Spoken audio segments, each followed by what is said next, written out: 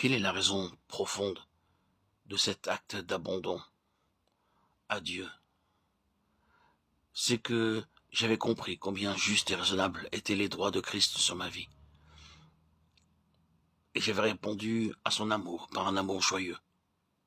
Puis-je définir ainsi ce que signifie l'expression se livrer à Dieu?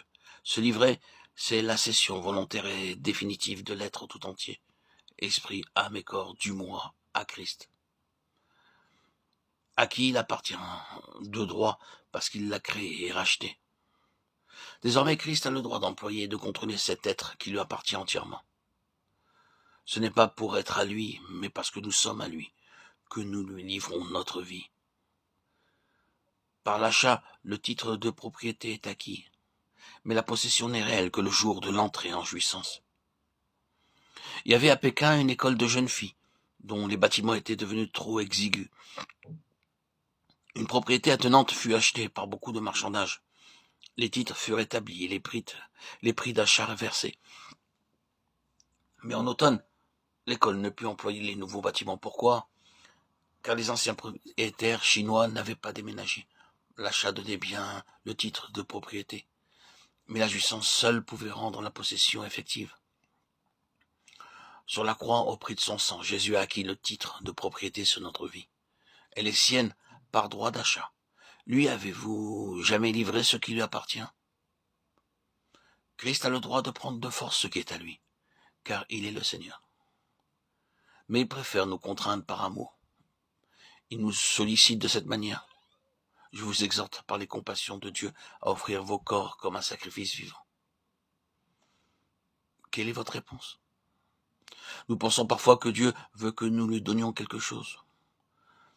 Dieu est une personne, ce qu'il désire de plus, c'est que entrer en communion avec quelqu'un. C'est pourquoi il nous veut nous.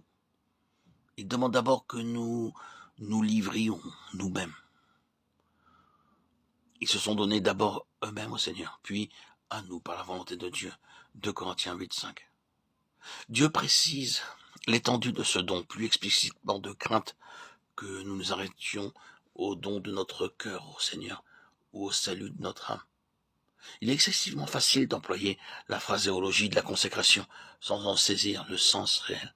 Dieu veut notre corps aussi bien que notre âme et notre esprit. Je vous exhorte donc par les compassions de Dieu à offrir vos corps comme un sacrifice vivant, saint et agréable à Dieu, ce qui sera de votre part un culte raisonnable. Romains 12:1. Mais Dieu va plus loin encore, car il ne laisse aucune échappatoire à l'âme.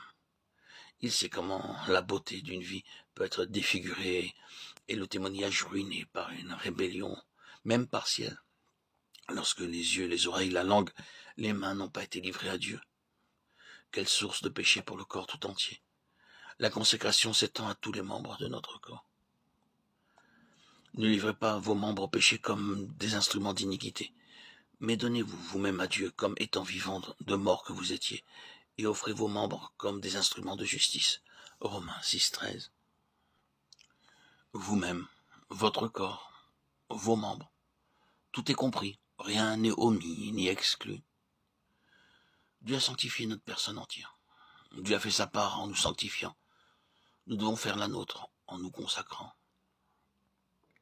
Que le Dieu de paix vous sanctifie lui-même tout entier, et que tout votre être, l'esprit, l'âme et le corps, soient conservés irrépréhensibles lors de l'avènement de notre Seigneur Jésus-Christ.